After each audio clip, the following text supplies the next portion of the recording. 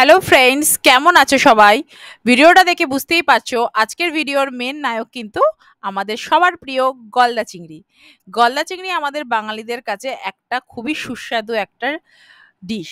তো আমরা রিসেন্টলি দীঘা বেড়াতে গেছিলাম, সেখান থেকে এই নীল নীল ঠ্যাঙের বড় বড় সাইজের গলদা চিংড়ি দীঘার মোহনা থেকে নিয়ে আসি, কারণ দীঘার মোহনায় প্রচুর রকমের মাছ পাওয়া যায়। আমরা সবাই জানি, কারণ দীঘা বাঙালিদের একটা খুবই প্রিয় জায়গা, সবাই আমরা গেছি। তো মোহনায় গেছি, আর মাছ আনবো না সেটা তো হতে পারে না, তো মনে করলাম চিংড়িটাই নেওয়া যায়, কারণ চিংড়ি আমার এবং আমার হাজবেন্ডের দুজনেই খুবই প্রিয়। দেখতেই পাচ্ছেন চিংড়ির যে ঠ্যাংগুলো সেগুলো কাঁকড়ার মতন এরকম মানে ডিজাইনের, এত মোটা এবং কোয়ালিটিটা খুবই মানে খুবই ভালো। এবং এগুলো সচরাচর আমাদের লোকাল বাজারে কিন্তু দেখতে পাওয়া যায় না। তো সামুদ্রিক অঞ্চল থেকে সামুদ্রিক মাছের টেস্টই আলাদা। তো এই জন্য আমি নিয়ে এলাম। এখন পরিষ্কার করা থেকে একটা সিম্পল গলদা চিংড়ির মালাইকারি রেসিপি আপনাদের সাথে শেয়ার করব।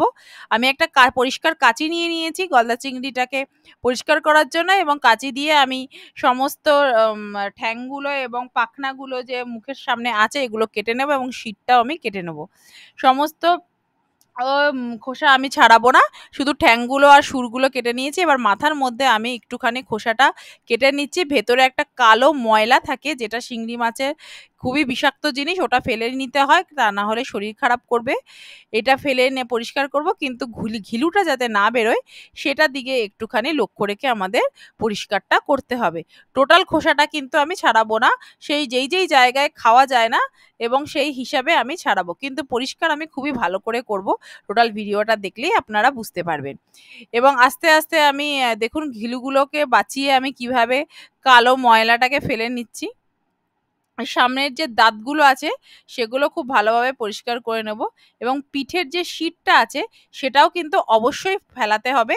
তার জন্য আমি দেখুন মাছের এর যে পিঠের মাঝ বরাবর সেটা আমি একটু কাঁচি দিয়ে কেটে নেব খোলাটা। পুরোটা আমি খোলাটা কাটবো না, না হলে ভালো লাগবে না, দেখতেও ভালো লাগবে না। আর মাছটা কিন্তু খুবই সলিড ছিল এবং খুবই সুস্বাদু ছিল। এই দেখুন আমি কিভাবে কাঁচির সাহায্যে কালো যে মিডিলের যে শিটটা থাকে সেটা ভালো করে বের করে নিচ্ছি। কারণ চিংড়ি মাছের এই জিনিসগুলো যদি ভালো করে বের না করা হয় তাহলে কিন্তু আমাদের পেট খারাপ হতে পারে। চিংড়ি মাছের কোয়ালিটিটা যেমন ভালো, তেমনি রান্না করার পরে মানে দেখতে যেরকম সুন্দর কোয়ালিটি লেগেছিল, রান্না করার পরে খেতেও কিন্তু দারুণ লেগেছে। এই যে দেখুন আমি কিভাবে ভালো করে পরিষ্কার করে নিচ্ছি। দেখুন আমি ভালো করে মানে যে একটা একটুও যেন বেঁচে না থাকে, আমি সব ভালো করে পরিষ্কার করে এবার রানিং ওয়াটারে আমি পাখনার ভেতরের যে ময়লাগুলো সেগুলো পরিষ্কার করে নেব। কারণ সমুদ্রে যেহেতু থাকে এবং আমাদেরকে প্যাকিং করে দিয়েছিল শোলায় বরফের মধ্যে, সেখান থেকে আমরা সেইভাবে নিয়ে এসেছি এবং টোটালি টাটকা ছিল, সেইভাবেই ওরা প্যাকিং করে দেয়। আমরা যেদিনকে এসেছি তার আগের দিনকে প্যাকিং করেছি, ওরা 3 দিন থাকবে বলেছিল। দেখুন টোটাল পরিষ্কার করে ফেলেছি। এইবারে আমি নুন হলুদ দিয়ে প্লেটে সাজিয়ে ফেলেছি চিংড়ি মাছের মালাইকারি রান্না করব বলে। খুবই সিম্পল ঘরোয়া পদ্ধতিতে রান্না করেছি, কিন্তু হয়েছেও খুব তাড়াতাড়ি, খেতেও হয়েছে তেমনি দুর্দান্ত। দেখুন আমি প্রথমে নুন হলুদ দিয়ে ভালো করে প্রত্যেকটা চিংড়ি মাছকে মাখিয়ে নিয়েছি। এবার কড়াইতে আমি দিয়ে দিয়েছি সর্ষের তেল। আমি রান্নাটা সর্ষের তেলে করছি। নর্মালি আমরা সাদা তেলই খাই, আপনারা চাইলে সাদা তেলেও রান্না করতে পারেন। আর ঠ্যাংগুলো আমি আলাদা রেসিপি করে করব বলে আলাদা রেখে দিয়েছি, সেটা পরে অন্যদিন শেয়ার করব। কড়াইতে তেল দিয়ে আমি মাছ দিয়ে দিয়েছি ভাজার জন্য। আমি দু পিস করে ভেজেছি, যেহেতু আমার কড়াইটা একটু ছোট। আর টোটাল মাছটা লাল লাল করে ভেজে নেওয়ার পরে এইবারে আমি চলে যাব গলদা চিংড়ির ঝোলের রেসিপির দিকে, যেটা আমি একটা ঘরোয়া মালাইকারি করেছি। তার জন্য আমি নিয়ে নিয়েছি আদা রসুন পেঁয়াজ বাটা, হ্যাঁ সাদা সর্ষে আর পোস্ত বাটা একসাথে, টমেটোমের পেস্ট, 4টে কাঁচা লঙ্কা, আর গুঁড়ো দুধ আমি গরম জলে গুলে রেখেছি। আমি কিন্তু কোনো পাউডার আর দুধ আমি গুলে রেখেছি। আমি কিন্তু কোনো ওই ডাবের জল বা নারকেলের দুধ এই জাতীয় কিছু ব্যবহার করিনি, কারণ ওটা আমার কাছে অ্যাভেলেবেল ছিল না।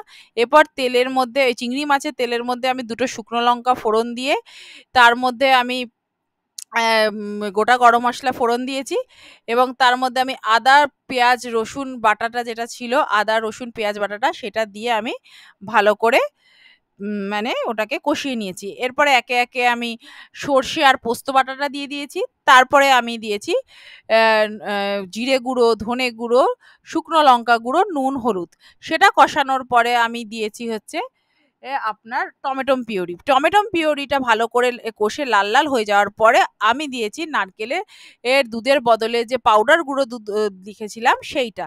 সেটা দিয়ে জল দিয়ে ভালো করে ফোটানোর পরে আস্তে আস্তে আমি চিংড়ি মাছগুলোকে দিয়ে দিচ্ছি। চিংড়ি মাছগুলোকে দিয়ে এবারে আমি ভালো করে ফোটাবো। একটা কথা আমাদেরকে সবাইকে আমি সবাইকে বলছি, যেটা হচ্ছে মশলা দেওয়ার পরে আপনারা প্রত্যেকেই ওয়েট করবেন একটু জল দিয়ে অল্প আঁচে ঢাকা দিয়ে, যাতে মশলাটা ভালো করে কষে।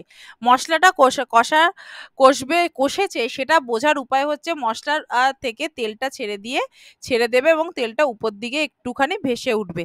তখনই আমরা বুঝবো যে মশলাটা কষে গেছে। যে কোনো রান্নায় মশলা যদি না কষে তাহলে কিন্তু রান্নায় স্বাদ পাওয়া যায় না। এবারে আমি চিংড়ি মাছগুলো একটু একটু করে উল্টে পাল্টে দেবো, যাতে ভালো করে চিংড়ি মাছের খোসার ভেতরে মশলাগুলো ঢোকে এবং খুবই সুস্বাদু খেতে লাগে।